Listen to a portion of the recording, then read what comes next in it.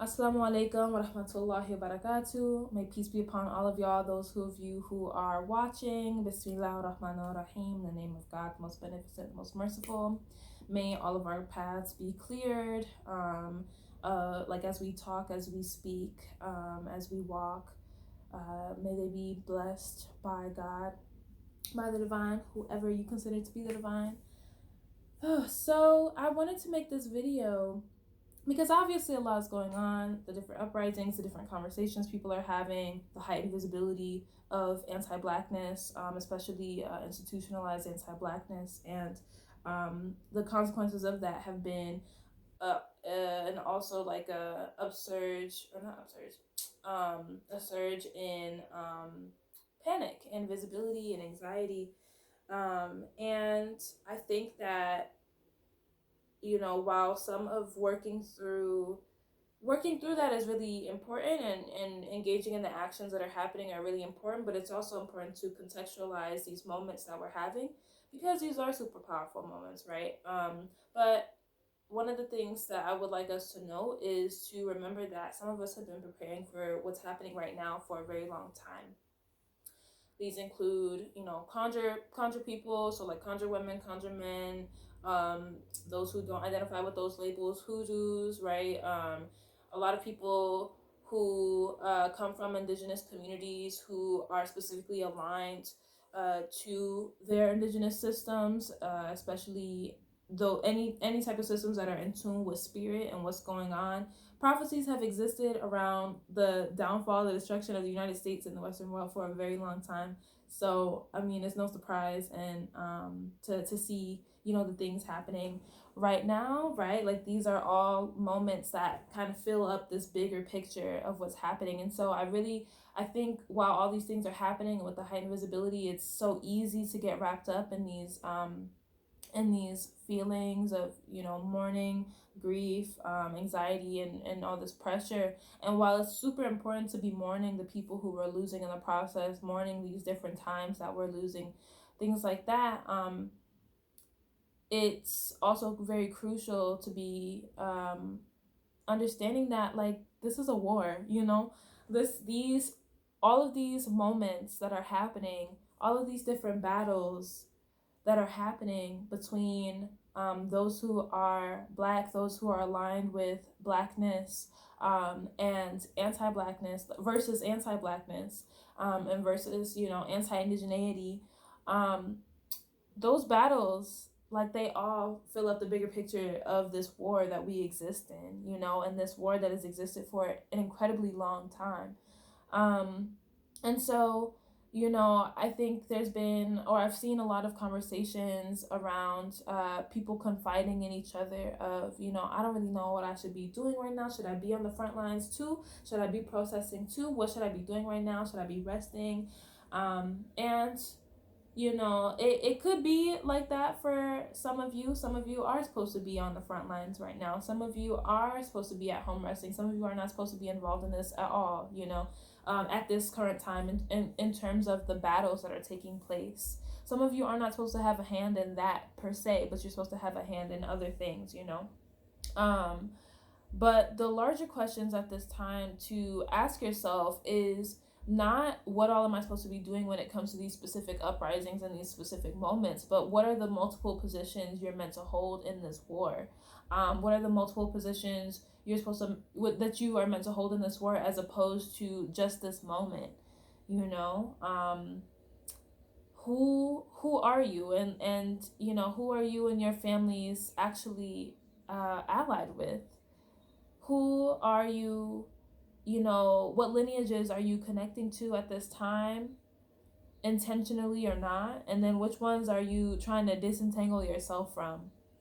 You have to figure out, in times of war, you have to figure out who's on your side and who's not. There's way less room for the middle. There's way less room for those gray areas, right? Like, the world is full of grays. We already know that. But when it comes to times of war, there is black and white. You need to emphasize that, and also be grateful for that. And so you can figure out exactly what side do you need to be on, and so you need to also know what sides other people are on, in addition to just you, and you need to act accordingly. obviously with more love and flexibility and compassion towards Black people, specifically, and just have that type of discernment, because we need to have more room for growth, for Black folks. Um, but really, this is a time to be figuring out, when it comes to my partnerships, my friendships, who I work with, who am I actually supposed to be connected to? Because at the end of the day, what are they doing for Blackness? What are they doing, um, for, you know, Black power and Black, and when I say Black power, I don't just mean like, us feeling confident in ourselves and things like that, but I mean Black spiritual power. Who's uplifting Black authority, and who is looking up to Black authority? You need to be asking, like, if there's any non-Black people who needs to be in your life for whatever reason, asking, or not asking them, but they should be, uh, identifying what exactly am I doing, and who am I reporting to? What Black authorities am I reporting to make sure that, at the end of the day, no matter what I'm doing, that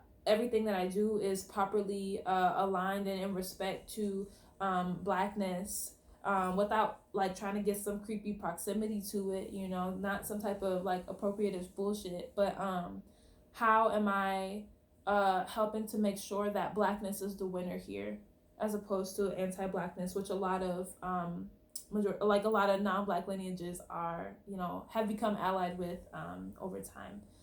So, when it comes to our family, our friends, just consider them to be very strategic relationships as well. This is a time where it's less room for those grays. There's less room for those middles where you don't know where people stand. Um, and so figure out where you are there and what are you able to tolerate, you know. Um, Another thing, I just want to this to be a little bit quick. I know we're at like 7 minutes right now, but please don't fall for these raggedy ass false organizations, who are giving like all these statements around Black Lives Matter, the Black Lives Matter movement, and things like that. Please don't. I see a lot of people, a lot of organizations who are making these statements, even TikTok. Oh my God, like, just all these different organizations who are so known for their anti-Blackness. Please don't give into that. Please ignore that shit.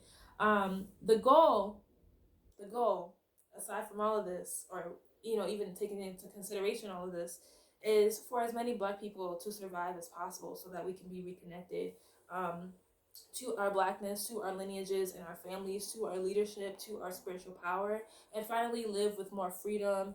Finally live with more freedom, and not any false freedoms that were constructed by cosmic imperialist powers. That's something that we don't want. We need our actual freedom, and so we have to understand. And this is what a lot of our spirits, a lot of Black ancestors, have been affirming for a very long time and organizing for a very long time, that the destruction of the Western world, the destruction as the nation, or the destruction of the nation, excuse me, is what will, like, that is something to be grateful for. That is absolutely something to be grateful for, because that means that there will be more room for us. That means that there will be more room for Blackness to thrive, as opposed to the rest of the world, which is dependent on anti-Blackness for its survival. So this is something to be rooting for. What's happening, like, in terms of our uprisings and things like that, and all of the things that have led up to it, in terms of what's come from us, and in terms of like the destruction of the U.S. We need to be mourning our people. We need to be grieving our people, but we need to, at the end of the day, always come back to us as a people.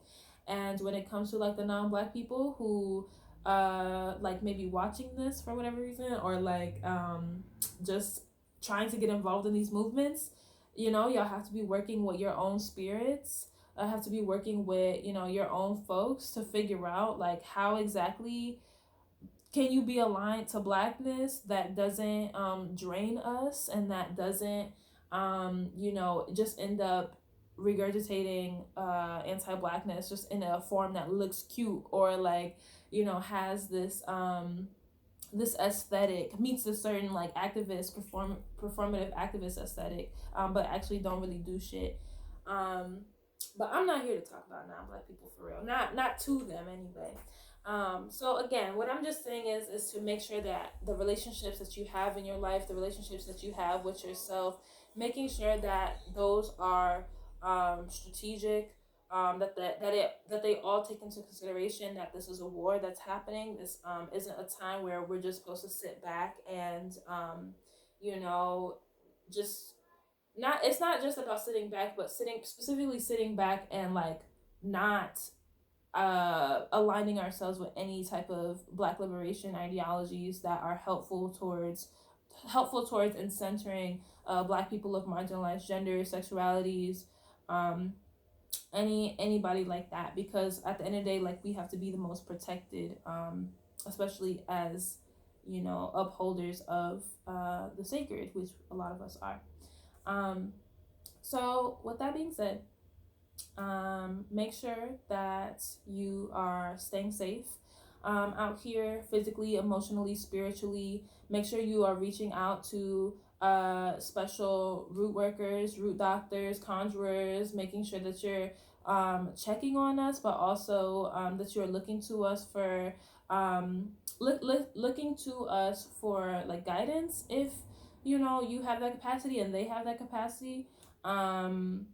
Looking to your own spirits, your own spirit teams, because your ancestors likely have a lot of shit to say, especially as it relates to what you're supposed to be doing at this current time.